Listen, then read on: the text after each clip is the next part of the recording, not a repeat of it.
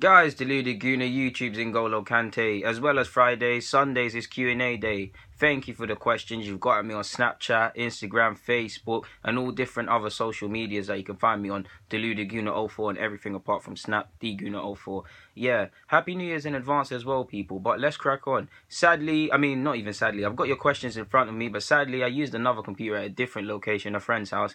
I don't know where he bought his printer, but it's only shortly before actually preparing the set to record, I've noticed that the names of the who has actually asked the questions has vanished. I apologize for that, people, man. It's very jarring, and I hate to see that. But if you know it was your question, big up yourself, man. So yeah, I can remember off the top of my head, someone's definitely called Ryan asked the question as well. So let's start. Someone asked, and again, the names ain't there. Apologies.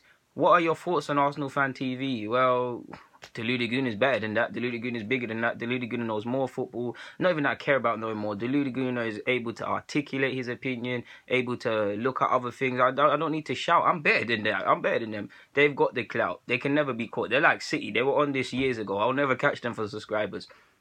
Not that I'm competing with them. I'm in my own lane doing my own thing. But yeah, they ain't got nothing on me. We know there's a lot of weird folk on there. I mean, this... I do like it. I like in principle what it does. It gives everybody a voice. I like that. And it's just a good service, man. I like Robbie, man. Robbie seems cool. Troops is cool. Like, Troops speaks like someone I speak to. It speaks like someone I speak like, and speaks like me and speaks like people I speak to, if that makes sense. Can it be excessive? Yes, but yeah. Other than that, apart from Troops, I used to watch Bully, but he's not on it too tough anymore. There's not anyone I'm feeling on that too tough or in particular. Like, I really feel the majority of them is a good thing. Shout out to Robbie for getting his coins and making his money, but it's just hella weird youths just shouting and behaving weird, man. Like, it's just, if you could find the weirdest guys like Claude, just I forget, like, he's just real weird, man. I just find him weird. I find that Mo guy weird. I find that, what's that one that's pro Arsene Wenger? Weird. Not the black one. Weird. The white guy, he's weird.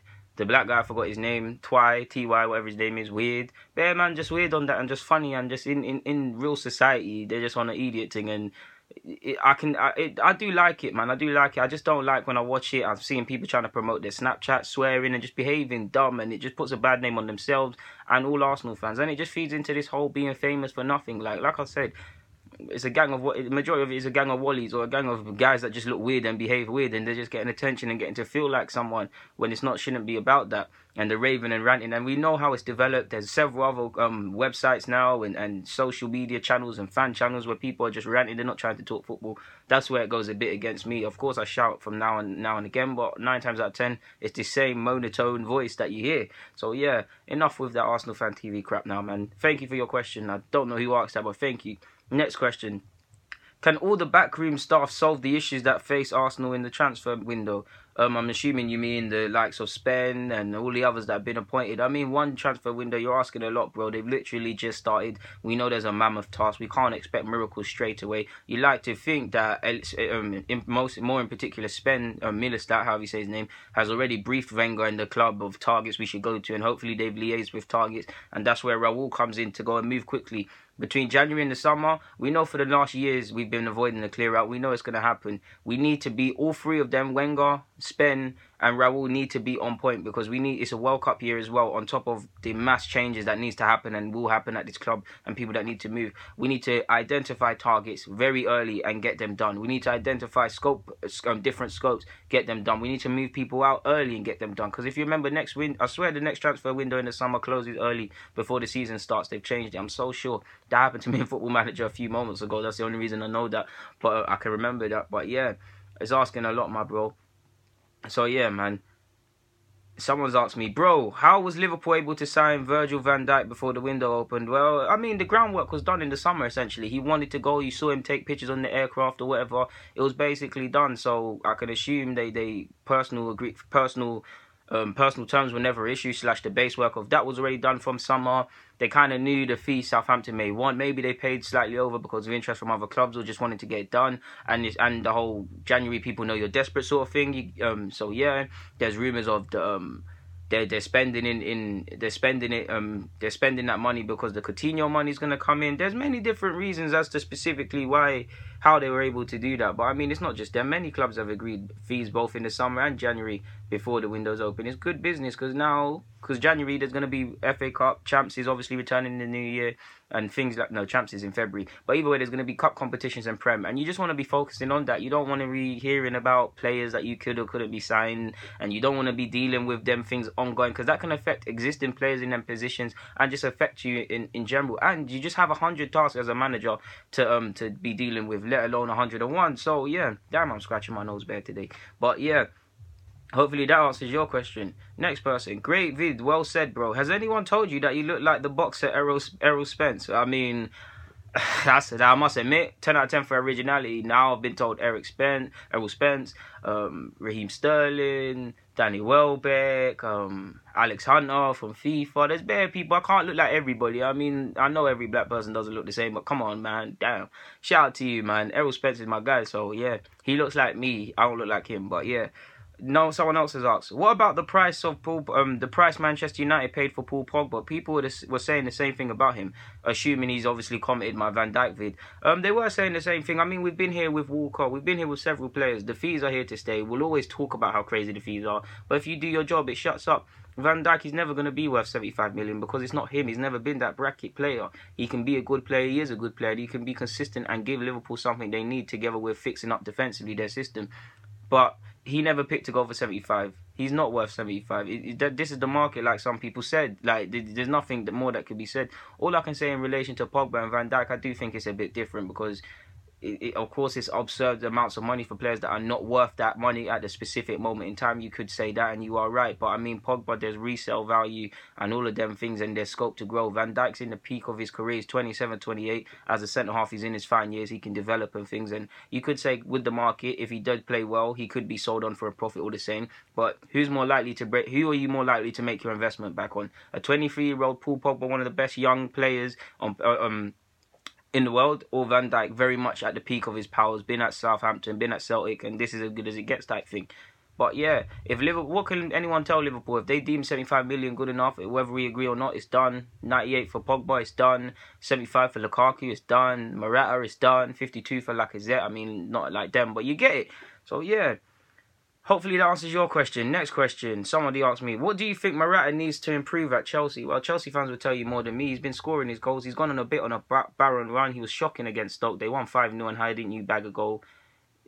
Really, I don't know how to put that into words. All I could say is the most obvious is just to keep scoring, because Costa, they had a reliable goal scorer. Say what you want about Costa. You knew 9 times out of 10, big games or important moments, he's good for a goal. Morata's the same, but one question mark has been over Morata is his goal scoring. Last year he got 20 goals in all comps or something like that. Before that, he didn't really have a rich goal scoring thing. In fact, I'm so sure I saw a stat that he's now scored 56 career goals. Harry Kane did that this year alone or something like that. So that shows you. All I could probably say is goals, man. But I think he's done all right for Chelsea. You knew what you're getting with Morata. The link-up play, the appreciation for teammates is already there and is very good, as backed up by his great partnership with his countryman Azpilicueta. About 5-6 times he set up Morata. So all I could say is probably be more clinical. Similar to Lacazette, I would say take more shots, because you see Harry Kane, on top of just being a good goal scorer, he takes more shots. If you take more shots, if we used an analogy, if you buy more lottery tickets, you're more likely to win the lottery, no? So yeah, like Lacazette, I'd say Morata could probably afford to shoot more. Tariq Amazing asks, shout out to my guy, where did it all go wrong for Michael Richards? Injuries, being overhyped, City was spending money them times, so he didn't get a look in. There's many reasons and many cocktails as to why he didn't make it. It's ironic because 2018, him along with Rodwell and a couple others, English should be looking at them as the main players and whatnot, and he really should be at City as the captain or something, but it didn't happen. So boy, somebody else, you asked me another question. Would you take Celtic's Dembele? I would, because we need someone that can come off the bench or rotate. There's question marks over, is he ready to lead the line for a top 6 club? I don't think he can lead the line outright, in the sense that if Spurs were to sell Kane, if we were to sell Lukaku, if Sergio left City, and if and all these other strikers, if the whole top 6 sides, if they all lost their top strikers, would I be happy, or would I trust Dembele to necessarily fill them boots? I'd expect him to stand up to be counted, but necessarily fill the boots? No, I'd be lying to you. Allegedly he's going Brighton, that's a good signing for them. And you've got yeah man, so I would take him. And you saw him against PSG. And another question you've got, is Paul Pogba a master of none or a jack of all trades? Well, this is what I say about Barkley, Wilshere, Dele Alli.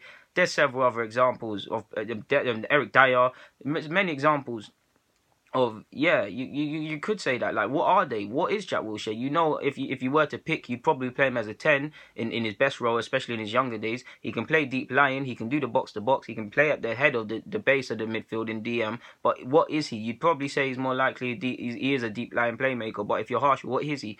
Pogba last year, he was deeper slightly for United. This year, he's found his niche with Matic freeing him up, and he's running around and stuff, and box to box person sort of thing.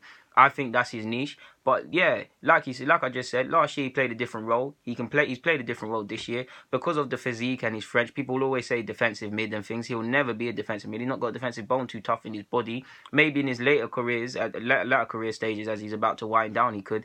But none of that. But yeah, you could say it's a jack of all trades, and I'd also say for Pogba, I rate him highly. You've seen the vids, but he needs to the consistency. I'm not talking consistency in terms of being Manchester United's best player on the pitch 9 times out of 10. If it's not De Gea, it has been Pogba. But I mean, productivity in your role, like mastering your role, that's what now needs to come into it for Pogba. I remember Wenger saying at 23 years of age, a lot of footballers think they know football and they don't, and that's guilty for Pogba. The next step to becoming an elite player is doing the right thing at the right time, whether you want to or not, playing that right pass, being in position, and that's what Pogba lacks, but he'll get it. He also needs to take more responsibility for the side. I mean, he does, but in the sense of the maturity in his game, which he's getting, as backed up to probably why he's been captain for a couple games, to kind of curb the natural tendencies to do certain things. But I think Pogba in the next year or so will get that all sorted. Ryan asks, I live in Tottenham, but I support Arsenal. Is that bad? No, bro. You're speaking to someone that does exactly that, man. Shout out to you, man. Yeah. Kai asks, Renagli or Romagnoli? I'm going to say Renagli, to be honest, because I like him a lot. But Romagnoli's 30. I don't really think his name's died down a bit. It's not really buzzing. But I love him at Arsenal. I love either one. I'm a big fan of Italian defenders. No one defends as well as the defenders. So, yeah. You've got another one. Zagadou or Upamecano. Why can't I say that name? Upamecano. I said that before. Either way, Zagadou or Upamecano. Can't say it, guys. If you're asking me out of them two, I'd probably say Upamecano. I can't say it, guys. Run your jokes in the comments. I'd probably say him. He just looks a bit more polished to me. He just looks a bit more, you know, when someone just looks a bit more up your street. So I'd say him.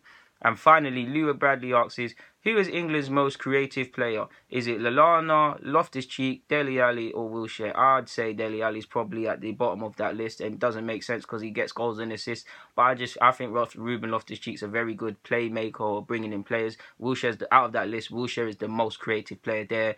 Lallana's a close second, and Lallana's definitely more creative than Ali, in my opinion. So if you want me to rank them, Wilshere first, Lallana second, Loftus-Cheek third at this moment in time, and Dele Alli last. But Dele Alli, if the question was to be productivity, clearly Dele Alli is the top of that list. But yeah, guys, Deluded Guna, YouTube's N'Golo Kante, thank you very much for the questions. I've enjoyed that Q&A. Enjoy your new year. More vids, more life, more everything, man. Arsenal, more points, hopefully. I'm out, guys. Thank you very much for your support over the year. It's meant a lot. We've been through some highs. We've been through some lows. I know you guys see the vids, but you don't see what goes in behind it. And for you guys to help me up, to recognize it, to say I can be this, to say Wenger out, Deluded Guna in, to say all of the mad things you lot say, and to show me the mad love I can't put into context, man. All the way from Australia down to up my own road. Shout out to all of you lot, wherever you are, if you're subscribed or you just watch my vids. I'm out.